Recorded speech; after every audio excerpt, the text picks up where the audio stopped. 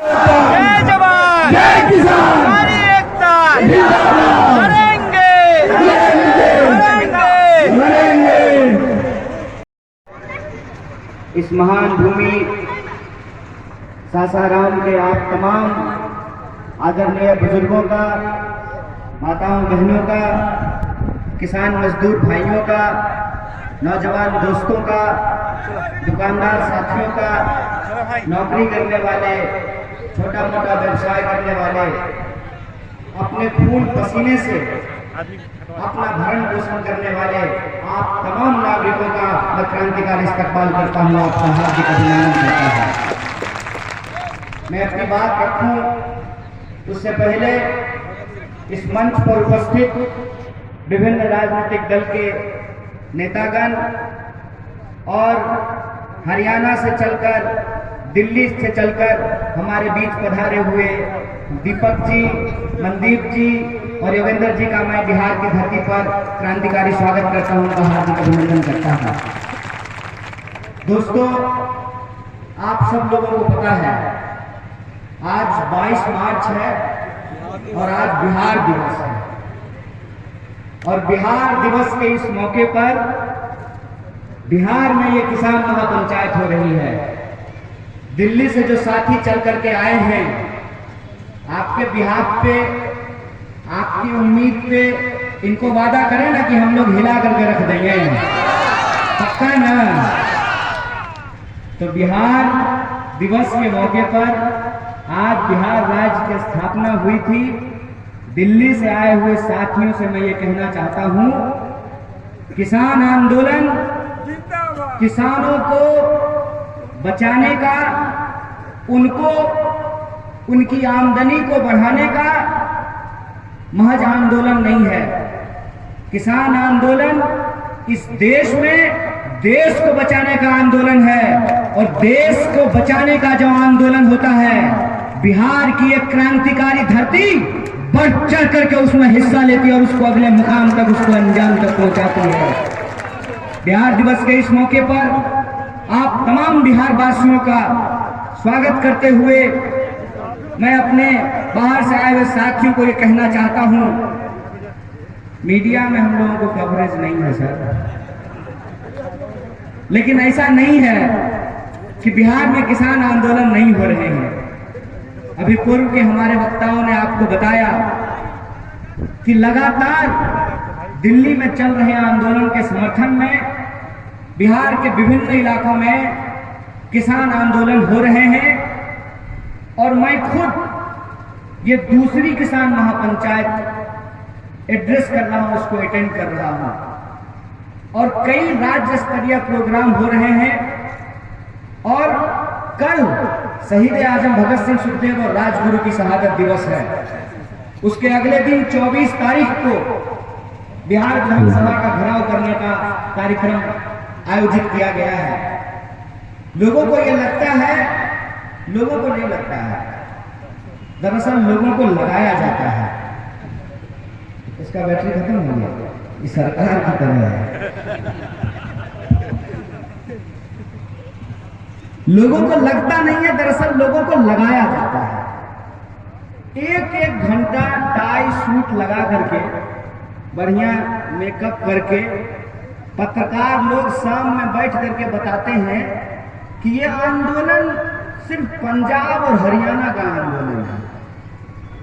बार बार ये समझाने की कोशिश करते हैं कि ये आंदोलन बड़े किसानों का आंदोलन है। बार बार ये बताने की कोशिश करते हैं कि इस आंदोलन को अंतर्राष्ट्रीय समर्थन मिल रहा है। बार बार ये बताने की कोशिश करते हैं कि कुछ आंदोलन जीवी लोग हैं। हे महाराज, आंदोलन जीवी होने में थोड़ी बुराई है। बुराई तो अपना कमीशन लेकर के ईमान बेच देने में होती है। लोगों के हक और अधिकार के लिए संघर्ष करने में बुराई नहीं होती है। लोगों को झांसा दे करके, अपनी गरीबी की कहानी सुना करके, अपनी फकीरी बता करके जनता का गुल्लक तोड़ करके अपने दोस्तों का तिजोरी भर देने में होती है। आप देखिए कि ये पूरा का पूरा जो परिदृश्य आज हमारे सामने रचा जा रहा है, उस झूठ को स्थापित करने के लिए घंटों बहस कराए जाते हैं। लेकिन किसान आंदोलन क्यों हो रहा है, किसान के खिलाफ यह कृषि कानून कैसे पास किया गया है, उसको बताने के लिए 4 पेज की जरूरत पड़ती है। जैसे होता है 2.5 आखर प्रेम का, वैसे ही 2 अक्षर सच बचाने के लिए 4 पेज की जरूरत पड़ती है। यह किताब हमारे साथी आपके बीच में वितरित कर देंगे, इसको पढ़िएगा।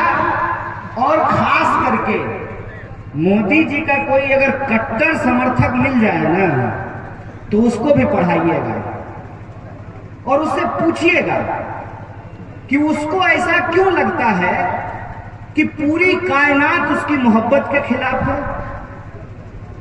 वो मोदी जी को दिल दे दिया है, ठीक है, उसका दिल है, मोदी जी को दे चाहे जिसको दे दे। ये कहावत है ना, दिल आया गधी पर तो परी का क्या करें। उसका दिल है, वो मोदी जी को दे दिया है, कोई बात नहीं है। लेकिन एक दिल होता है, एक दिमाग भी होता है। तो उस भाजपा के कट्टर समर्थक को बुलाइएगा और बिठाइएगा और पूछिएगा, इसमें जो बात लिखी हुई है एक एक सवाल उससे पूछिएगा।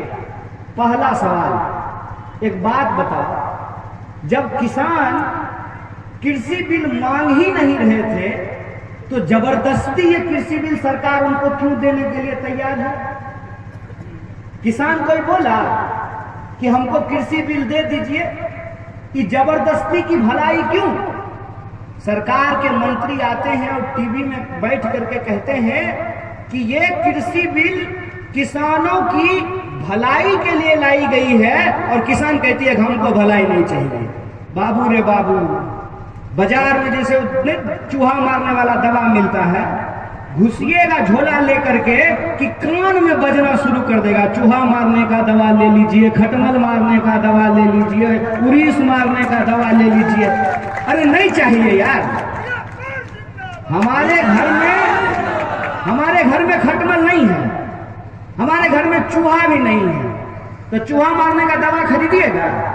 और जबरदस्ती कोई कहे कि नहीं, एक पैकेट के साथ 1 पैकेट फ्री देंगे, मांगा किसान जो मांग रहा है उसमें सरकार चुप्पी साध ली है। हम वादा नहीं किए थे, प्रधानमंत्री जी वादा किए थे, एकदम बढ़िया स्नो पाउडर लगा करके, दाढ़ी छटवा करके, सुंदर सुंदर फोटो लगवा करके लिखे थे कि बहुत हुआ किसानों पर अत्याचार, अब की बार मोदी सरकार। नारा याद है ना? एक बात बता दीजिए, 6 साल हो गया है। अच्छा, जो लोग को लगता होगा कि हमको मोदी जी से दुश्मनी है, ऐसा नहीं है।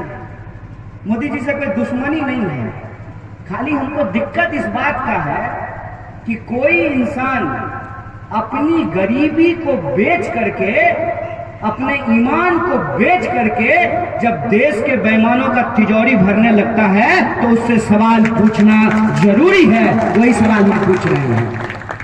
प्रधानमंत्री खुद बोले थे कि किसानों की आय दोगुनी हो जाएगी।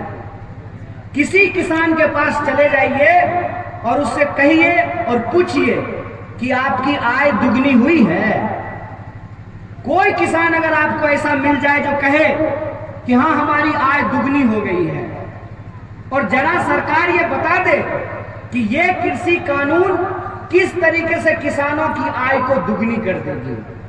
सरकार का तर्क नंबर 1 कहते हैं कि अब देश का किसान किसी भी इलाके में जाकर के धान बेचेगा।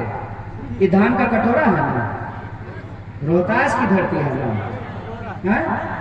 तो आप अपना धान लेकर के त्रिवेंद्रम जाइएगा बेचने के लिए। यहाँ बाराती किसान नहीं जा पाता है। वैसे बारातियों में किसान नहीं जाते हैं जिस बाराती को रात को रुकना पड़ेगा। क्यों? क्योंकि रात को अगर रुक जाएगा तो सुबह गाय माता को भोजन कौन कराएगा, दूध कौन निकालेगा। किसान के पास ऐसी स्थिति है कि वो अपना धान लेकर के त्रिवेंद्रम बेचने के लिए चला जाए। और धान का दाम जब आप हमको रोहतास में नहीं दे रहे हैं तो बंगलौर में हमको धान के दाम की गारंटी होगी? किसान के साथ क्या होता है हम बताते हैं। असल कहते हैं ना, जाके पैर न फटे बिबाई, बोका जाने पीड़ पड़ाई। जो खेती किसानी करता है उसको मालूम होता है। सुबह में हम अपने खेत से टमाटर तोड़ लिए हैं, आहत में क्या रेट चल रहा है हमको मालूम नहीं है। टमाटर जो है टेम्पू पर लाद करके बाजार ले गए हैं। अब बाजार जब लेकर के पहुंचे हैं तो पता चल रहा है कि टमाटर 1 रुपये किलो बिकेगा। जितना डीजल जला करके लाए हैं टमाटर आहत में पहुंचाने के लिए, पता चला मजदूरी भी नहीं निकला और डीजल का दाम भी नहीं निकला। रास्ता में लोग टमाटर फेंक करके आ जाता है। ऐसा होता है कि नहीं होता है? टमाटर कोई जूता है जी? टमाटर जूता नहीं है ना कि इसको पैकेट में बढ़िया से तैयार कर देंगे और कोई बढ़िया क्रिकेट प्लेयर से उसका प्रचार करा देंगे तो लोग हमारा जूता खरीदने लगेगा। किसान के साथ जो उसका सौदा होता है वो कच्चा सौदा होता है, और यही जो कच्चा सौदा होता है, इस कच्चे सौदे का फायदा उठाया जाता है। आप हमको लोग सोच करके बताइए कि सारा ब्याह शादी जो है वो अप्रैल मई जून में ही क्यों होता था? क्या उससे पहले ब्याह करने का मन नहीं करता था लड़का लड़की को?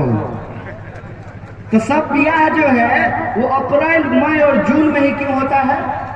क्योंकि कृषि प्रधान देश में किसान अपने फसल को काटता है, अपने फसल को बेचता है और उससे जो पैसा आता है उससे बाल बच्चा का ब्याह करता है। यही होता है ना। अब जब वो अपना फसल काट लिया है तो यही बिचौलियों के लिए मौका है, यही बिचौलियों के लिए मौका है कि किसान अपना फसल काट लिया है, अगर ये धान नहीं बेचेगा तो अपना बच्चा का फीस कैसे भरेगा, अपना कर्जा कैसे भरेगा, बेटा बेटी का ब्याह शादी कैसे करेगा? तो उसी टाइम पे जो बिचौलिए हैं वो हमारे साथ, किसानों के साथ बार्गेन करते हैं, और बार्गेन करके क्या करते हैं? बार्गेन करके हमारे सौदे को औने पौने दाम में खरीद लेते हैं। प्रोक्योरमेंट का कोई व्यवस्था नहीं है। अगर प्रोक्योरमेंट का व्यवस्था होता तो हम भी अपना धान रखते और जब महंगा होता तब बेचते, लेकिन ऐसा बिहार के किसान नहीं कर पा रहे हैं। बिहार के किसानों की जो समस्या है उसके बारे में अगर चर्चा की जाए तो कम से कम 12 घंटा लगेगा समझाने के लिए कि बिहार के किसानों की क्या समस्या है। यहाँ हरियाणा के साथी बैठे हुए हैं, आपके यहाँ जो कृषि बिल के समर्थन में बोलता है ना, उसको कहिएगा चलो बिहार, तुमको बिहार लेकर के चलते हैं। और बिहार आकर के जब यहाँ के किसानों की हालत देखेगा ना तो उसको कहिएगा कि यह सरकार हरियाणा के और पंजाब के किसानों की भी हालत बिहार के किसानों जैसी कर देना चाहती है। यह बात आप समझ लीजिए। बिहार में 2006 से मंडी समाप्त है, और मंडी को समाप्त करके किसको दे दिया गया है? पैक्स को। और पैक्स को खरीदने का क्षमता कितना है? जीजा जी, साला जी, फूफा जी, भतीजा जी, कि 4 गो को जो है धान खरीदते खरीदते पैक्स का कोटा फुल हो जाता है। अब पैक्स का कोटा फुल हो गया तो बताइए किसान क्या करेगा? 1868 रुपया का रेट है, 1200 रुपया, 1300 रुपया, और आपका भाग अगर बहुत अच्छा है तो 1350 रुपया में आप लोग धान बेचेंगे, नहीं बेचे? 1350 में, 1350 में धान बेचते हैं।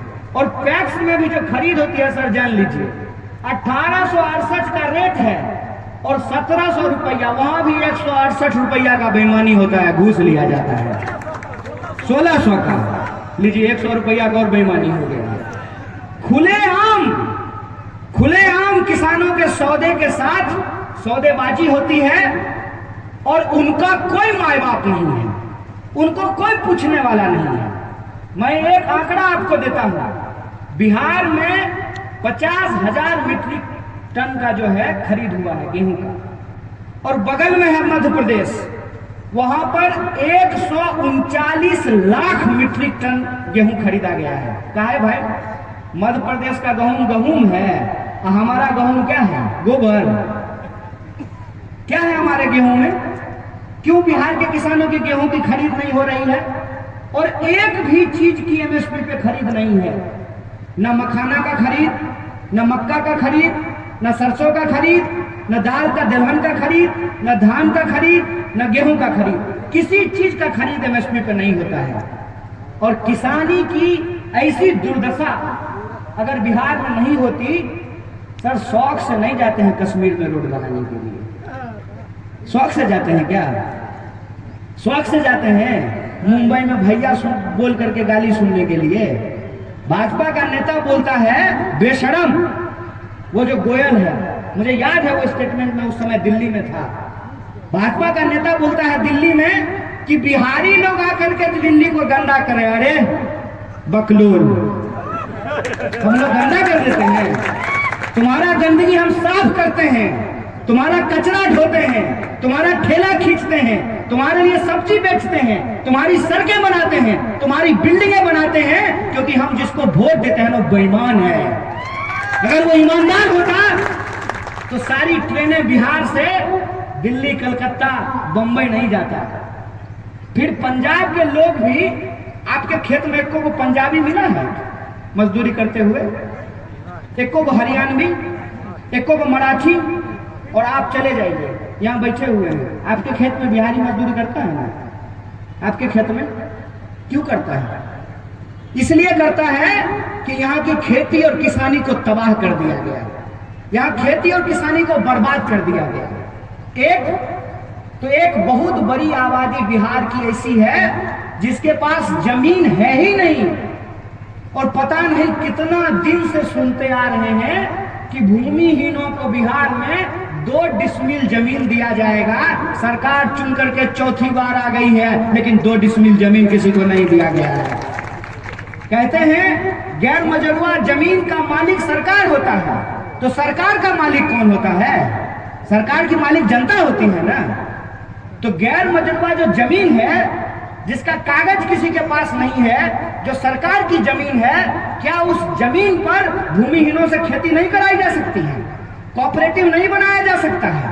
मंडियों में सही तरीके से हमारे फसलों की खरीद नहीं हो सकती है? और खेती किसानी अगर ठीक से होती तो क्या हमारे ही बच्चों को पढ़ने के लिए बाहर जाना पड़ता, इलाज कराने के लिए बाहर जाना पड़ता, मजदूरी करने के लिए बाहर जाना पड़ता? हमारी दुर्दशा के लिए हमारी यह व्यवस्था जिम्मेवार है। इसीलिए मैं आप तमाम लोगों से अपील करने आया हूं, आपका टीवी है, आप उसको रिचार्ज कराते हैं, लेकिन उसके भीतर जो पत्रकार है उसने अपने ईमान को बेच दिया। उसकी बात को आप मत मानिए। और मुझे बताइए कि कृषि कानून बिल अगर इतना अच्छा है, खेती का कानून अगर इतना अच्छा है, तो मैं 3 सवाल पूछना चाहता हूं। पहला, एक तो हम ये भलाई मांग नहीं रहे हैं, ठोठिया करके आप हमको जबरदस्ती कालर पकड़ करके आप ही भलाई हमारा करना चाहते हैं। दूसरा, आप कहते हैं कि मंडी समाप्त हो जाएगी तो किसानों का इससे लाभ होगा। आप बोलिएगा अपने यहाँ पर जो भाजपा का नेता मिले ना, आप भी उसको पलट के ठठिया के पूछिएगा कि तुम बिहार में 2006 में मंडी समाप्त कर दिए हो, बिहार के किसानों का भला हो गया है? हाथ उठा करके बताइए, मंडी समाप्त होने से भलाई हुई है? देख लीजिए, मंडी समाप्त होने से किसानों की भलाई नहीं होती है। और सरकार कहती है कि हम बिचौलिया समाप्त कर देंगे। ए महाराज, सबसे बड़ा दलाल तो आप खुद हैं, सबसे बड़ा बिचौलिया तो आप खुद हैं। सरकार खुद बिचौलिया बनने के लिए तैयार है। एक बात हमको बताइए, जब यह कृषि कानून किसानों के हित में नहीं है तो किसके हित में है? किसके हित में है? मैं रास्ते से आ रहा था तो एक बड़ा मजेदार चीज देखा रोहतास में।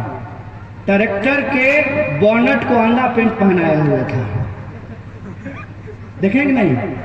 इंजन पे जो है लोग कपड़ा पहनाए हुए थे। हम बोली कपड़ा काहे पहनाया है जी? तो बोला बालू नहीं घुस जाए इंजन में और बॉडी खराब नहीं हो, इसलिए उस पर कपड़ा पहना दिया गया है। हम लोग अपनी चीजों से इतनी मोहब्बत करते हैं, प्रधानमंत्री के लिए उनका हेलीकॉप्टर प्यारा होगा, लेकिन इस देश के किसानों के लिए उनका ट्रैक्टर प्यारा है। और ये लड़ाई हेलीकॉप्टर और ट्रैक्टर के बीच में है। ये लड़ाई देश बेचने वालों और देश को बचाने वालों के बीच में है। ये लड़ाई वो जो लोग हमारा नाम लेकर के अपने दोस्तों का भला करना चाहते हैं, उनके बीच में है। कह रहे हैं कि मंडी समाप्त कर देंगे, किसान अपना सौदा कहीं जाकर के बेच सकता है। अकल होता ना, अकल अगर होता तो ये दिक्कत नहीं होती। कई बार सत्ता अगर मूर्खों के हाथ में चली जाए तो देश का बहुत बड़ा नुकसान हो जाता है। और मूर्ख हम पढ़ने लिखने के हिसाब से नहीं कह रहे हैं, अनुभव के हिसाब से कह रहे हैं। खेती किसानी का अगर अनुभव होता, खेतों और किसानों में काम करने वालों का अगर प्रतिनिधि होता, मैं आपको बता दूं कि 545 सांसदों में से 150 ऐसे सांसद हैं जो अरबपति हैं, अरबपति, जिसने गरीबी देखी नहीं है, जो खेत देखा नहीं है, जिसको अरहर और चना का अंतर नहीं मालूम हो, उसको दोनों पीला नजर आता है, जिसको मसूर और बकुला का अंतर नहीं मालूम हो, वो लोग कृषि पर कानून बना रहे हैं। कानून बना करके क्या कह रहे हैं कि किसान अपना सामान कहीं पे बेच सकता है। अरे महाराज, रोहतास से दूध लेकर के चलिएगा ना तो पटना नहीं पहुंचा पाइएगा, फट जाएगा रास्ते में दूध। ये क्या समझते हैं? इनको खेती के बारे में कुछ नहीं मालूम है। दूसरा, ये क्या दावा कर रहे हैं कि मंडी समाप्त हो जाएगी तो किसानों का इससे भला होगा, बिचौलियों का मामला जो है समाप्त हो जाएगा। तो पैक्स खोल दिए हैं, बिचौलिया का मामला समाप्त हुआ है। मंडी समाप्त कर देने के बाद बिचौलिया समाप्त हो गया है, तो झूठ बात है ना। तो झूठ को झूठ नहीं बोलेंगे, झूठ को झूठ कहिएगा, झूठा को झूठा कहिएगा तो लोग कहता है कि आप लोग देश विरोधी बात कर रहे हैं। आप कब से देश हो गए? आपसे पहले भी प्रधानमंत्री बना था, आपसे आगे भी प्रधानमंत्री बना है। आपके भी आंख में काजल लगाया जाएगा जैसे दूसरे प्रधानमंत्रियों के आंख में काजल लगाया गया है। क्या है आप? क्या है आपकी? लोग आपसे सवाल नहीं पूछेंगे। आप हमको बताइए कि आप कृषि कानून बिल में, कृषि बिल में ये जो आवश्यक वस्तु अधिनियम है उसको साथ में आप लेकर के क्यों आए हैं? क्या मामला है? अगर आप किसानों का भला करना चाहते हैं तो आवश्यक वस्तु अधिनियम साथ में क्यों पास किया गया है? आवश्यक वस्तु अधिनियम साथ में इसलिए पास किया गया है कि अगर हमारे पास माल है ना तो हम पूरे सासाराम का धान खरीद लेंगे और उस धान को अपने गोदाम में रख देंगे। और दरोगा जी का हिम्मत नहीं है कि आप मेरे गोदाम पे छापा मार सकते हैं। नहीं मार सकते हैं। पहले मार सकते थे ना, पहले मार सकते थे, बोलिए ना। पहले मार सकते थे ना, अब नहीं मार सकते हैं। आपके पास पावर नहीं है, आके हमारा दरवानी कीजिएगा लेकिन काला बाजारी का जो हमारा सामान है उस पर छापा नहीं मार पाइएगा। ये है कानून। अगर हम पूरा धान खरीद लेंगे, अब मेरे पास कोल्ड स्टोरेज है तो हम आपसे धान खरीद लिए हैं 1300 में, हम आपको बाद में बेचेंगे 5600 में, आप हमारा क्या कर लीजिएगा बताइए? ये कानून क्यों लाया गया है? और यह बात दिन रात टीवी पे बैठ करके देश की जनता को गुमराह किया जा रहा है। और आप कहते हैं कि कुछ लोग किसान को भड़का रहे हैं। अरे, जो तुम्हारे थाली में रोटी पहुंचाता है तुम उसको बेवकूफ समझते हो?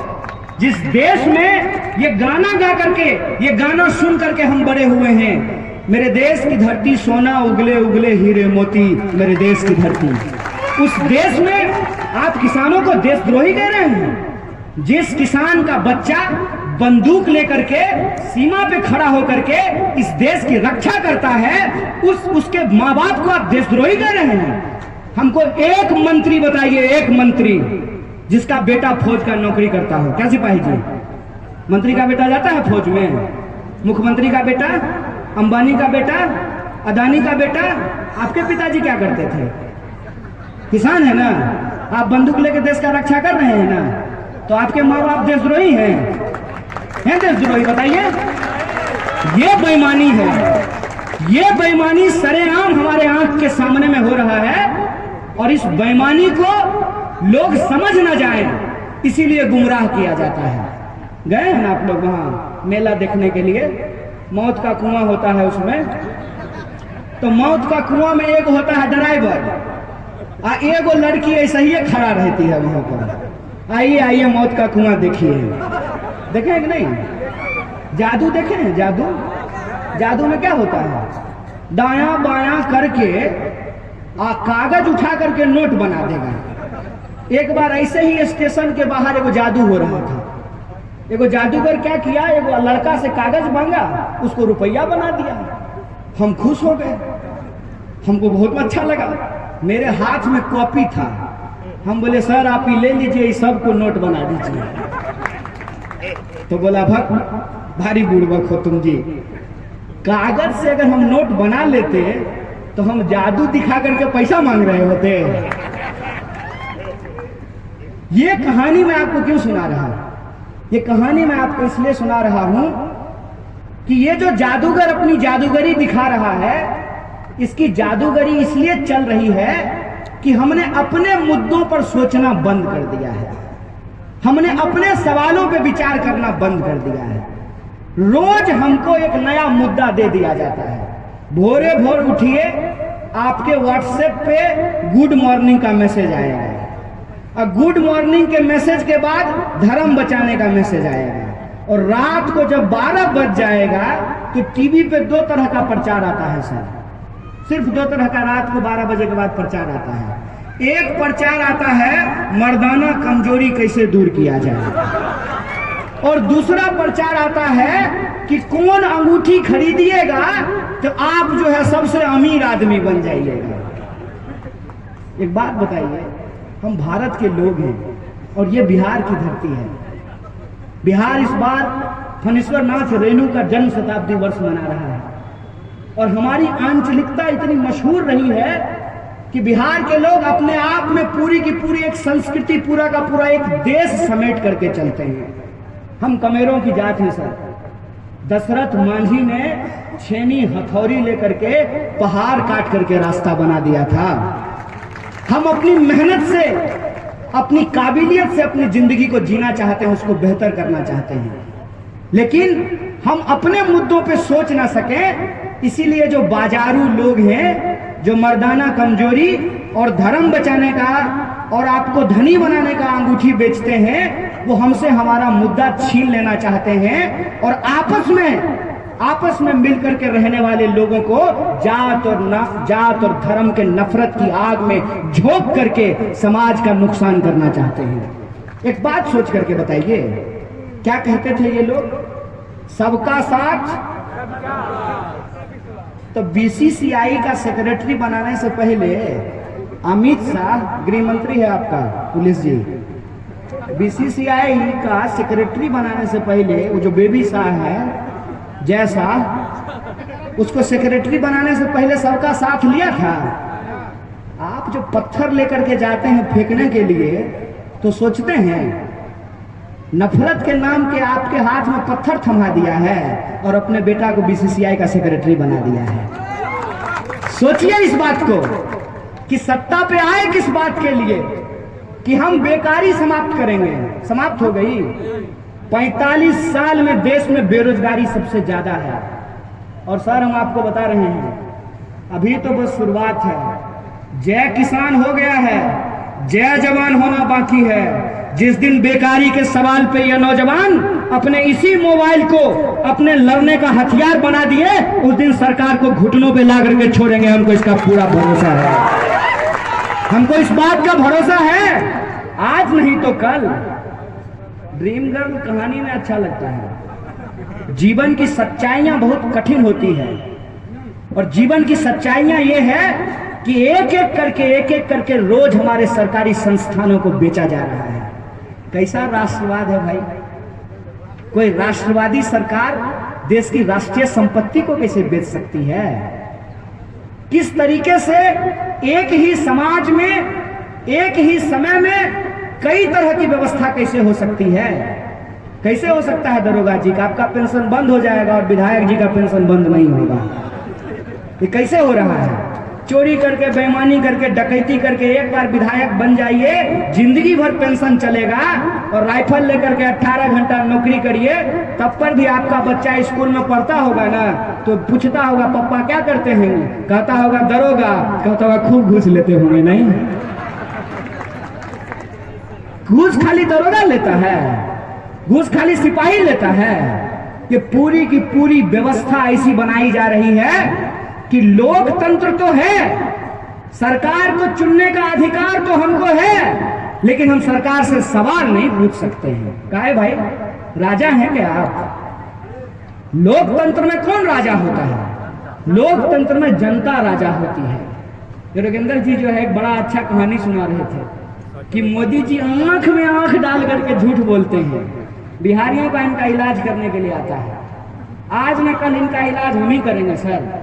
देश में जब जब तमाशाई आती है तो उसका इलाज भी बिहार का लोग करता है। याद कीजिए इमरजेंसी का जमाना, किसने बिगुल फूका? बिहार ने फूका। और इस अघोषित आपातकाल के खिलाफ भी अगर कहीं से आवाज बुलंद होगी, जय जवान, जय किसान और जय संविधान के नारे के साथ, तो बिहार से आवाज फूकी जाएगी। आंख में आंख डाल करके झूठ बोलते हैं, एक कहानी सुना देते हैं। ऐसे लोगों का इलाज क्या होता है? सकलुचिया का कहानी सुने हैं? सकलुचिया किसको कहते हैं? जो आंख में आंख डाल करके झूठ बोले। तो एक सकलुचिया था, उसको आदत क्या था कि किसी भी सभा में किसी ना किसी को चुट्टी काट लेता था। तो जब किसी को चुट्टी काटे तो कोई शरीफ आदमी है तो उसको बोले गए चुट्टी क्यों काट रहा है? मैं कहा हम कहाँ काट रहा है, चुट्टी काट लिया होगा, हम चुट्टी नहीं काट रहे। एक आदमी बड़ा समझदार था। लोगों को लगता है सर हम मजबूर हैं, मूर्ख नहीं है।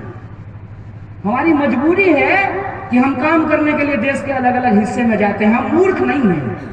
बिहार वो धरती है जहां शंकराचार्य को मंडन मिश्र ने परास्त कर दिया था। बिहार वो धरती है, बिहार वो धरती है कि हर तरह के सामाजिक आंदोलन का केंद्र रहा है कि यहाँ अगर नक्षत्र मालाकार हुए हैं तो यहाँ कर्पूरी ठाकुर भी पैदा हुए हैं। बिहार वो धरती है कि आप स्वतंत्रता आंदोलन के इतिहास को उठा करके देखिए, हर दौर में हमने किसी न किसी क्रांतिकारी को पैदा किया है, ये वो उर्वर भूमि है। तो बिहारी लोग उसका बढ़िया इलाज निकाले हैं। तो सकलुचिया जो है चुट्टी काटा है आदमी को, वो समझदार था बिहारी, बोला देखो हमारे जैसे कम के दरबार में अब जगह बनाते बनाते बनाते धीरे धीरे पहुंच गया मंत्री के बगल में, अब मंत्री के बगल से पहुंच गया राजा के बगल में, और राजा को चुट्टी काट लिया। राजा को चुट्टी काटा, राजा जो है उसको बोला रुको तुम्हारा इलाज करते हैं। तो बोला कि कोई चुट्टी काटा है, इसका हाथ काटो। तो देखा वो आदमी की तरफ, वो बिहारी जो भीड़ में पीछे खड़ा था, बोला कि फंसा दिया तुम, कि राजा को चुट्टी कटवा दिए। तो बोला देखो लोगों को ना चुट्टी भी देख करके काटना चाहिए। मोदी जी को यह लगा कि विश्वविद्यालय को देशद्रोही बना दिए बहुत आसानी से, यूनिवर्सिटी को देशद्रोही बनाए ना, मुसलमान को देशद्रोही बना दिए आसानी से। तो कई बार क्या होता है कि होशियार लोग हमारे यहाँ कहते हैं 3 जगह माखता है, एक बार पैर में, फिर छू करके देखता है, और फिर नाक से सूंघता है। तो प्रधानमंत्री जी को लगा कि विश्वविद्यालय निपटा दिए, मुसलमान निपटा दिए, थोड़ा किसानों को भी निपटा देते हैं। ये मोदी जी किसान हैं, बैल को गरसारी लगा करके पटक के नाथ देते हैं। आप तो सरकार है, प्रधानमंत्री, आपको भी ये आंदोलन सबक सिखाएगा। और जिन लोगों को किसानों के पेशेंस पे भरोसा नहीं है, तो उनको मैं एक बात बता देना चाहता हूं, झोली में एक झोला जो है बीज लेकर के खेत में जाता है। हम आशावादी लोग होते हैं, झोली में बीज लेकर के जाते हैं, खून पसीना बहाते हैं, और जब फसल तैयार होता है तो काट करके ट्रैक्टर में बोरा में भर करके लाते हैं। ये हमारी ताकत है, ये हमारा आशावादी नजरिया है। इसीलिए मैं आप तमाम लोगों से यह आग्रह करने के लिए आया हूं कि ये आंदोलन सिर्फ किसानों का आंदोलन नहीं है, ये आंदोलन इस देश में लोकतंत्र को बचाने का आंदोलन है। ये आंदोलन हमारे आने वाली पीढ़ी को बचाने का आंदोलन है। ये आंदोलन इस समाज को, इस देश को और बेहतर बनाने का आंदोलन है। और जिस तरीके से तमाम तरीके के सबूफे छोड़ करके हमारे बुनियादी सवालों से जो हमको गुमराह किया जा रहा है, उस सवाल को फिर से पटरी पे लाने का आंदोलन है। इसीलिए हम लोग बार बार ये नारा लगा रहे हैं कि राष्ट्रपति हो या चपरासी की संतान, सबको शिक्षा एक समान। ये नारा हम किसान आंदोलन के साथ लगा रहे हैं। हम ये नारा लगा रहे हैं कि आपको कृषि कानून को वापस लेना पड़ेगा, और इसके साथ हम अपनी आवाज को बुलंद कर रहे हैं कि कमाएगा सो खाएगा, लूटने वाला जाएगा। हम लोग इस नारे को बुलंद कर रहे हैं। हम लोग कह रहे हैं कि सबको शिक्षा, सबको काम, मजदूर को मजदूरी, किसानों को उनके फसल का दाम, हिंदू हो या मुसलमान, सबको मिले बराबर का आत्मसम्मान। हम ये नारा लगा रहे हैं। इसी आशा और उम्मीद के साथ हम आपके बीच में आए हैं कि जो आंदोलन चल रहा है, आपका साथ और समर्थन उस आंदोलन को मिलेगा, और उस साथ और समर्थन से हम इस देश में एक नया मुस्तकबिल लिखने का कोशिश करेंगे, और इस सरकार को बताएंगे कि सरकार हमारे टैक्स के पैसे से चलती है, सरकार हमको कुछ नहीं देती है, बल्कि सरकार को हम अपना सब कुछ देते हैं। इसीलिए सरकार देने के नाम पर जो हमारी जमीन है उसको छीनने के साजिश को समाप्त करे, और अपने दोस्तों का तिजोरी भरने के नाम पर कृषि कानून जो वो लेकर के आई है उसको वापस ले। अगर कृषि कानून वापस नहीं तो घर वापस नहीं जाएंगे। यह आंदोलन देश के कोने कोने में फैलेगा।